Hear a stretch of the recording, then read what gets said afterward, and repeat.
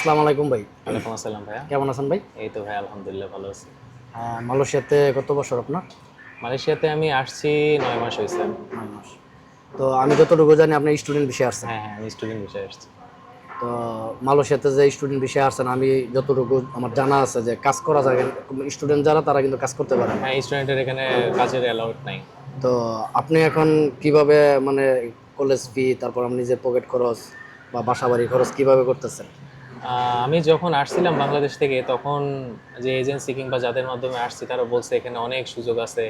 ইউরোপের মতো এত না হলেও এখানে জব করা যায়, অনেক কিছু অনেকে বলছিল।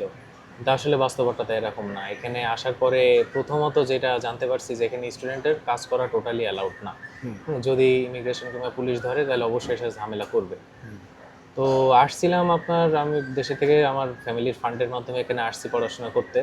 তো এসে ভাবছিলাম যে পড়াশোনার খরচ তুলবো, থাকা খাওয়া তুলবো, যে খরচ করছি সেটা তুলবো, কিন্তু এটা সম্ভব না এখানে অ্যাকচুয়ালি। এখানে পড়াশোনা করে থাকতে গেলে আপনাদের বাসা থেকে সাপোর্ট লাগবেই, মাস্ট। এমনি এখানে আসছি এই যে ৮-৯ মাস হয়েছে, আমার বাসা থেকে থাকার টাকাটা নিয়ে আসতে হয়। এখানে কিছু পার্ট টাইম করা যায়, এটা নিজের রিস্কে করতে হয়। হ্যাঁ, নিজের রিস্কে যদি পার্ট টাইম করা যায় তাহলে খাওয়া খরচটা, মাঝে মাঝে থাকা খরচটা তোলা যায়, সম্ভব হয়, কিন্তু সেটা নিজের রিস্কে। এটা সবসময় আতঙ্কে থেকে কাজগুলো করা লাগে, এটা হলো মেন সমস্যা। সো ধরতে পারেন যে বাসা থেকে সাপোর্ট না থাকলে এখানে এসে স্টুডেন্ট ভিসায় পাওয়াটা, সার্ভাইভ করাটা কঠিন হয়। কঠিন হবে। তবে আমরা আরেকটা জিনিস জানি যে মালয়েশিয়াতে কিন্তু আমরা সব জায়গায় কিন্তু পার্ট টাইম করতে পারবেন না, না, কারণ না, আমরা সব বিষয় জায়গায় হচ্ছে না। Student visa. এটা এটা তো হ্যাঁ, সঠিক। হ্যাঁ, সব জায়গায় সম্ভব না। এটা খুব লিমিটেড কিছু জায়গায় এটা করা যায়। আর কুয়ালালামপুরের আশেপাশে এটা আর কি বেশি সুযোগটা থাকে। মানে বাইরে মানে শহরের বাইরে যে গ্রামগুলো আছে ওইখানে তো না, সুযোগ না, না, সুবিধা পাওয়া ওখানে যায় না। এটা সম্ভব না।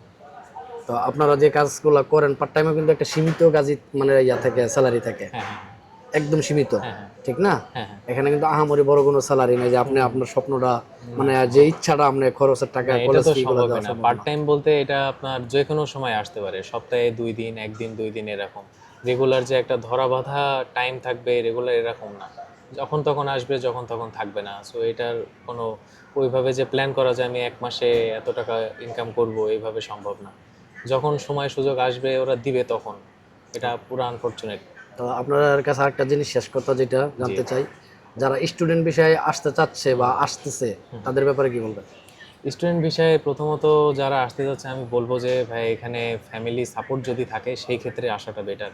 এখানে এটা ইউরোপের মতো না, ইউরোপ আমেরিকা কিংবা এমন কান্ট্রির মতো না। এখানে আসলে ফুল ফ্যামিলির স্টুডেন্ট যতদিন থাকতে হবে, ইউনিভার্সিটি যাবতীয় খরচ, এই সাপোর্টটা ফ্যামিলি থেকে না দিলে এখানে এটা কভার আপ করা সম্ভব না।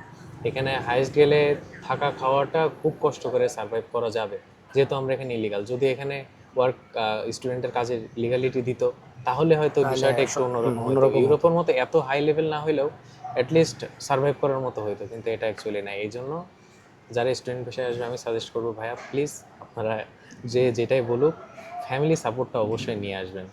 এটা নিজের ইয়ে অনুযায়ী এখানে এসে ইনকাম করে তুলবো, এটা এখানে পসিবল না, অ্যাকচুয়ালি পসিবল না।